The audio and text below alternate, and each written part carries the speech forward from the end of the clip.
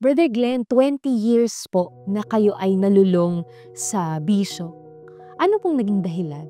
Maling barkada. Meron na pala kaming isang barkada na nagbebenta po sila ng pinagbabawal ng gamot. Ano pong naging epekto nung mga ipinagbabawal na gamot sa buhay niyo? Yun po nasira talaga ang buhay ko. Nung kabataan ko, hindi ko na na-enjoy.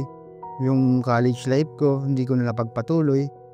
Marami pong nawala. Pamilya ko. Kasi pag naka-influensya ka ng pinagbabawal na gamot, hindi mo magagawa mo yung mga bagay na hindi mo dapat magawin eh. Lagi po akong nakikipag-away sa lugar namin.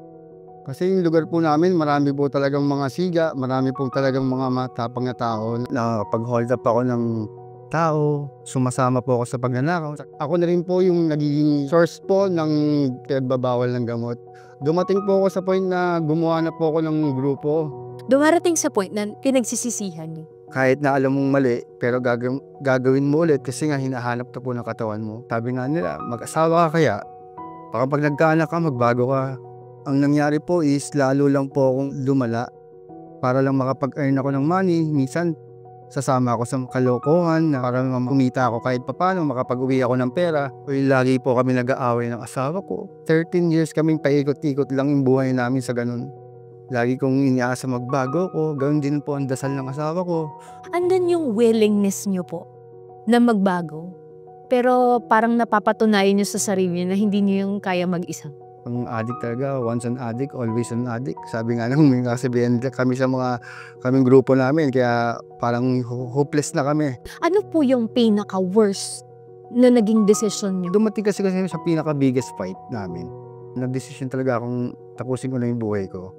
Nakatulala lang kasi ako noon. Doon lang yung time na nag-undergo na talaga ako ng hallucination na gusto ko talagang tapusin na yung buhay ko. Actually, gumawa na nga po ako ng suicidal note. Nagpapaalam na po ako sa mga anak ko. Sa asawa ko rin, sabi ko, humingi ako ng sorry na hindi ko nabigay sa kanya yung magandang maayos sa buhay. Lumabas ako noon, madaling araw noon. Lakad ako ng lakad. Nakakita ako ng isang building na ginagawa. Tatalo na lang ako. Kung biglang merong pumasok sa isip ko na pag tumalong ka ba dyan, baka hindi ka mamatay. Time na hindi ako natuloy, boba ako. Nauwi ako, kala ko hindi ko aabutan ng asawa ko. Kasi alam pa pumapasok siya. Pero hinihintay niya pala ako ng time na yun. Ayaw niyang, parang feeling niya kasi time na yun, na may mangyayari. Agad ako yung kumatok. Nire-ready niya yung sarili? Nire-ready niya na yung tama po. Nire-ready niya yung sarili niya. Pagkatok ko, alam mo, tuwan-tuwa siya. First time namin mag-usap tungkol sa pagbabago ko. Na humingi ako sa kanya ng tulong paano makaiwas sa addiction na. Kasi dati, yung gusto niyong pagbabago parang nasa isip niyo lang. Hindi kayo nag-open sa asawa niyo na gusto niyong magbago. Tama po yun. Sabi ko, gusto kong magpa-rehab, self-rehab. Sana meron tayong church na mapuntahan bago ako magpa-rehab. Pray po kami. Sabi ko, Lord, bigyan niyo lang po kami ng isang church na para sa mga anak ko. Para habang wala ako, habang 8 months, nasa rehab ako, kahit pa paano nababantayan sila, gagabayan sila ng mga tamang tao. Meron kasi ako nararamdaman ng time na yun eh. Palakad-lakad ako, pero meron akong osteoarthritis.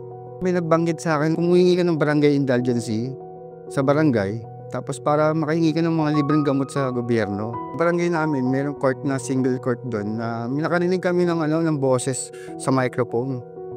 Sabi pa ng anak ko, sabi niya, pa, baka merong ayuda. O yung pagpasok po namin, kala namin ayuda, yung pala, nagkakaroon pala ng medical mission.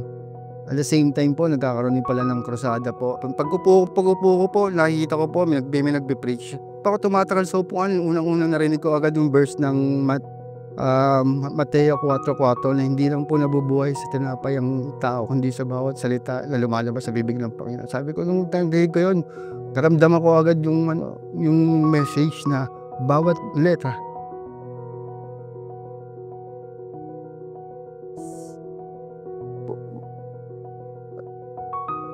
Alam niyo po yung bawat letra, absorb ng isip ko. Gusto ko, iyak na ako ng iyak. Iyak na po ako ng iyak. Tapos bigla akong naisip yung pinagdasal namin na parang tinuro na sa akin ni Lord yung daan. Ito na po yung alinaw sa isip ko na sabi ko, ang sarap pakinggan na alam mo yung bawat letrang pumasok sa isip mo at dumiretso sa puso mo na ito yata, sabi ko, kaya pa pala akong patawarin ng Panginoon. Sabi ko, yung time na yun, nagkakaroon na sila ng baptismo, nag-invite na sila. Unang-una po akong nagtaas ng kamay. Nagpabautismo po kami noon, yung time na yun. Habang nilulubog po ako, umiyak ako. Pagbangon ko po, talagang naramdaman ko yung tinatawad kayo ng Panginoon. Pag-angat ko, sabi ko, sarap ng pakiramdam ko.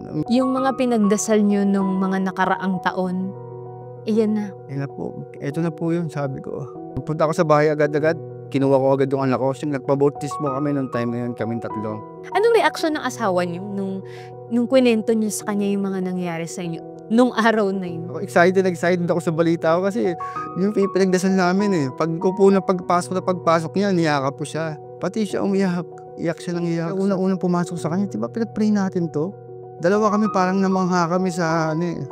So, nung Sunday nga po, nag-church kami doon. First time kami makapunta sa Sampaloc Local.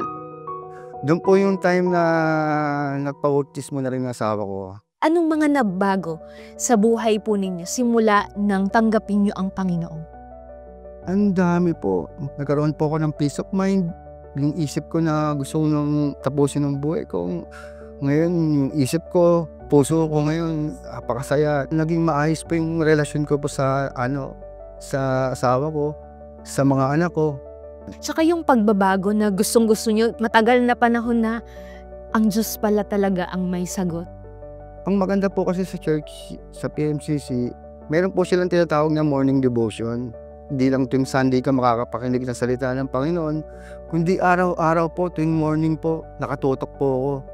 Yun po yung ginawa ko pong sandalan, yun po yung ginawa ko pong gamot sa addiction ko. Yun po yung salita ng Panginoon, tibay po sa akin, nagpalaya po sa akin sa pagiging alipin ng pinagbabawal ng gamot. Akala ko po, yung time na yun, mga anak ko lang pong mapapagandang buhay, pero hindi ko po alam na pati pala ako, gaganda pa rin ang buhay ko, magkakaroon pa rin pala ako ng pag-asa na hindi pa pahulihan lahat. Sa lugar ninyo, anong sabi sa inyo? Yun po yung maraming na-amaze na sa pagbabago ko po talaga. Yung personal message, may pupunta sa akin. Sabi ko, paano mo ginawa magbago? Sabi ko, tumanggap lang ako sa Panginoon. At unang-una, hiningi ka ng tawad sa Panginoon. Sabi ko, kung may time kayo, sabi ko, na-invite ko sila sa church. Kamusta po kayo ngayon at ang pamilya nyo, Brother Glenn? Kami po, every Sunday po, mula nung first na-convert po, wala po akong absent. Kasama na rin po ako sa YA department namin. Paparotoo na rin po ako sa mga kalye-kalye. Sa mga na sabi nga po nila, dati po wala po akong trabaho, di ba po? Nagkaroon na po ako ng trabaho, dalawang na po kaming tatrabaho ngayon. At dito po sa story niyo, no, ang Diyos talaga gumagawa ng mga bagay sa unexpected things. Di ba po? Yung sabi niyo na nagpunta kayo doon para sa medical method, meron pa palang ibang purpose ng Panginoon. Yun nga po sabi nga, dati yung mga nasa isip ko, nasa puso ko, sabi nga nila, from the abundance of your heart, mouth speak, puro kalokohan. Puro ngayon, puro pagpupuri na po nasa puso ko. Ngayon, marami na po akong mga verse sa Bible. Sabi mo na nakatatak sa isip at puso ko, God has a purpose talaga sa buhay ko. Totoo. Para malaman po nila na may pag-asa pa sa mga nadidiliman, sa mga taong nawawalan ng feeling nila, wala na silang way sa buhay nila. Pero meron pa, sa Panginoon talaga magbibigay ng liwanag sa atin. Thanks for watching. Subscribe for more exclusive videos.